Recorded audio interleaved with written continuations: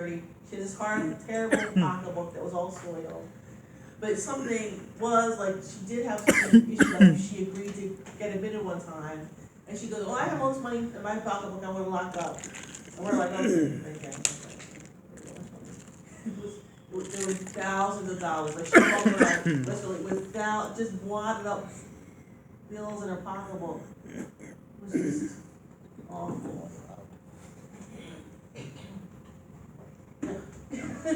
So it's just so sad. So anhedonia, here's a popular word, so that means, finding no joy. So hedonistic, like hedonism in Jamaica, wherever it is, that's, all joy. And anhedonia, again, term that comes up frequently with mood disorders. So not finding any joy, even in things like you really used to love, that's anhedonia. And regression, that means, get that one already, kind of. Regression means, Laurel, I didn't talk to Laurel here today. If somebody's regressed. Just going back to like a previous stage of. Yeah, previous stage of life, do regress behaviors, having, childlike affect or, carrying around a doll with you, stuffed animal with you.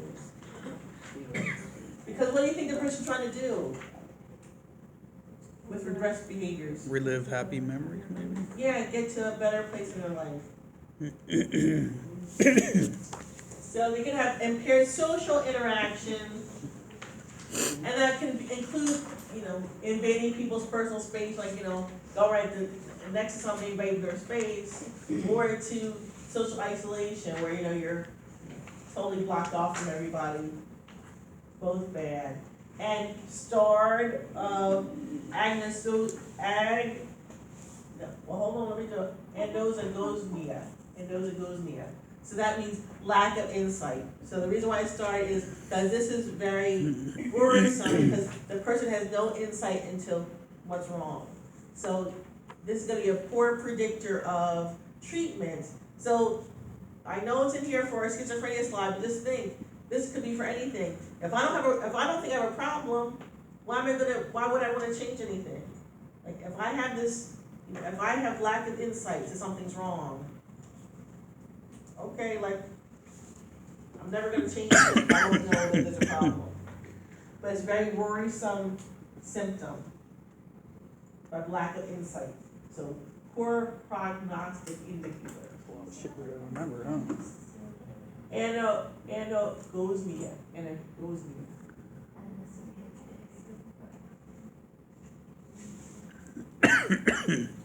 So we have, those are two interpersonal ones. Now for negative symptoms. So these things are very severe. Psychomotor behavior. So anergia means lack of energy. No energy to do things. And had to include this picture because waxy flexibility, like you'll only probably see pictures from 30s, 40s, 50s, because people doing this these days do get treatment. But this means people will maintain a posture that you put them in. That they're so disorganized and disjointed their thoughts are so disjointed from their body, you can position them in any way and they'll just stay in that position. Close to posturing too, like you can, they'll assume an abnormal posture because they just think they have to. Is that similar to Parkinson's and like freezing? Say it again? Is it similar to Parkinson's and they're freezing? No, it's more you'll move them, like, again, you can move them like that, and then I would just keep my arm like that.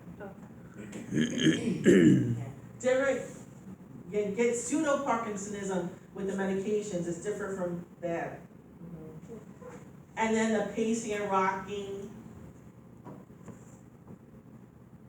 you just can't keep still. So then cognitive symptoms, so stuff we already said, inattention, easily distracted, impaired memory.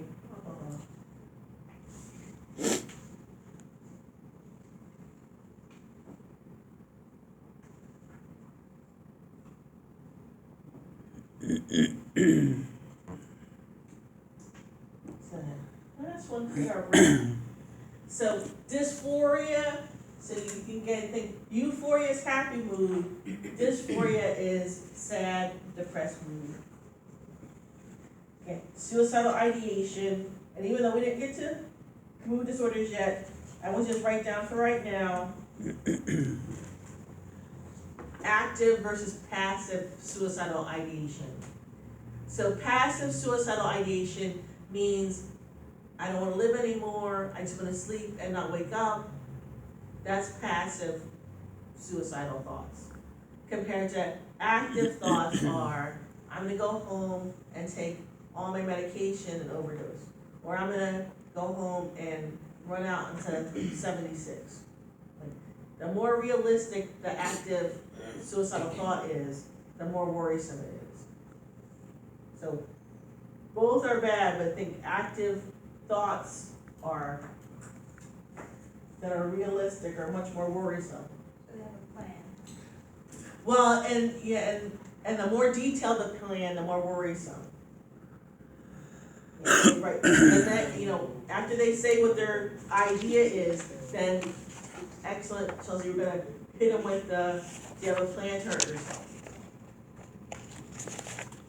And that's, people tend to find that uncomfortable to say, but you say it just like if you're asking about allergies. Like, you have a plan to hurt yourself, and then if they say that they have one, then you're gonna get them the contract for safety with you. And then hopelessness. So hopelessness, again, very bleak feeling. You feel like things aren't gonna get better. No hope. I'm just stuck here.